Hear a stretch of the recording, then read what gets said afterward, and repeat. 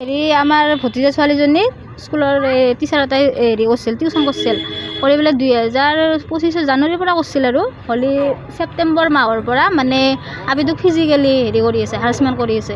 কৰি থাকি পেলাই তাৰপিছত যাই তেখেতৰ মানে বেয়া বেয়া অংগত আৰু হাত দিবা দে, দি পেলাই তাৰপিছত যাই সেনেকৈ চলি আছে আৰু মানে আপিটোৰো হেৰি দে। আপিটোই যদি আমাৰ মানে মাহীহঁতক বা আইতাহঁতক কম বুলি ক'লে সেনেকৈ কয় বোলে মই তোমাক পৰীক্ষাত ফেইল কৰাই দিম, নহ'লে মই তোমাক মাৰিম। মাৰধৰ কৰিছেও, কিন্তু মাজতে বহুতবাৰ মাৰছি, পঢ়া নৰা হয় বুলি কৈ পেলাই সেনেকৈ চলি আছে। তাৰপিছত যাই যোৱাকালি মানে সেনেকৈ আহিছিল থাকোঁতে মই বেলেগ এটা ৰুমে দি আহিলোঁ। আহোঁতে মই যি দেখা পাওঁ যি মানে ছাৰে একদম বেয়া অৱস্থাত আছে। বেয়া অৱস্থাত থাকি পেলাই ছাৰজনৰ নাম কি? ছাৰজনৰ নাম মুকুল ৰাজবংশী।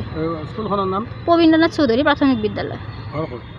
মুকুল ছাৰৰ হয় নাম কণাত, মানে লেঙিদলে পৰে, চুবুৰীটো নাম কণা। হা, তেওঁ প্ৰধান শিক্ষক তাৰে, স্কুলখনৰ প্ৰধান শিক্ষক তেওঁ। এনে আমাৰ ডেইজিহঁতক মানে ভাগিনহঁতক হেৰি শিকায়, অসমীয়া শিকায়। এজাহাত দিলোঁ।